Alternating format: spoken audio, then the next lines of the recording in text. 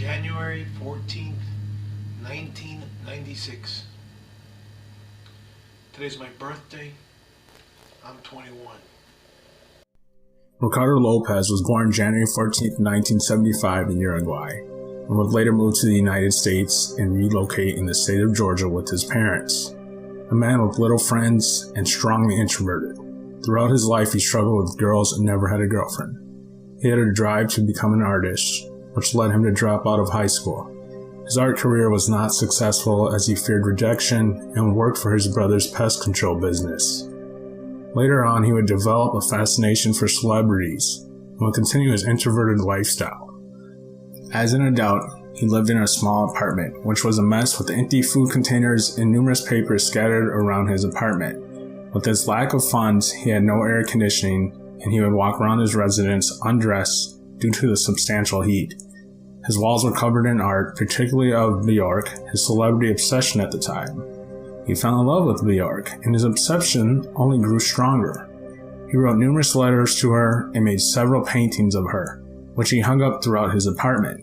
Lopez almost had a 1,000-page journal dedicated to her. This is very creepy and extremely frightening. Lopez would go on to send one of his paintings to her, and when she didn't respond, he would write in his journal regarding his sadness.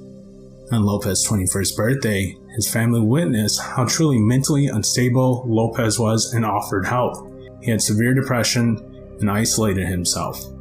Even with his family's offering him to come back home, he rejected the offer and only fell into deeper depression.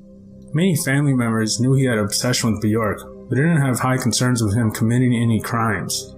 He sought mental health help, but kept his depression withheld from the medical professional, and would go on to continue his obsession with the celebrity.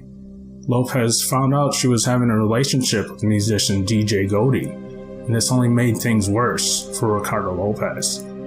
Lopez decided to take extreme actions to gain her attention, becoming angry that she had a significant other, and that she wasn't as perfect as he had envisioned her to be. Lopez became even more enraged that she was not responding to any of his letters he sent, going forward to plan his suicide on his 21st birthday, and detailed his plans for Bjork. Lopez had vile ideas, such as an explosive with infected needles that would infect her upon explosion. He was not able to create this contraption, and decided on creating an acid bomb, which would explode on her face. Lopez hoped that sulfuric acid would ruin her face and leave an everlasting mark of Ricardo Lopez. He planned on sending this package on the same day he planned to take his own life. Lopez began recording on his 21st birthday on January 14, 1996. He recorded nearly 24 hours of his mental crisis and would go on to quit his job so he could focus on destroying Bjork's life using sulfuric acid to destroy her facial structure. Lopez would record himself for nearly a year, discussing his anger with Bjork's relationship with DJ Gotti and how he's going to get his revenge. Lopez demonstrated throughout his videos what would happen to Bjork's face upon sulfuric acid exploding on her face. He poured sulfuric acid on meat to display how it would react to her face. Upon bringing the package to the post office, Lopez would purchase a gun to take his own life. Lopez brought the gun with him just in case someone found out his plan. He would take his own life on sight. When he returned from the post office, he would plan out taking his own life. He would go on to have a mental breakdown in which he shaved his head and covered his head in red and green paint. He held a gun in his hand as he had an image of Bjork in the background, along with her music playing. His mental breakdown led him to write down in the black paint on his wall, "The 8mm videos are documentation of a crime and a terrorist matter. They are for the FBI." He would also go on to write, "The best of me," on a wall, right behind where he planned to shoot himself in the head, so his remains would be displayed along the words on the wall. Before taking his life, he was obviously unsure if taking his own life was what he truly wanted to do. He went on to say, "This death is for you, Bjork.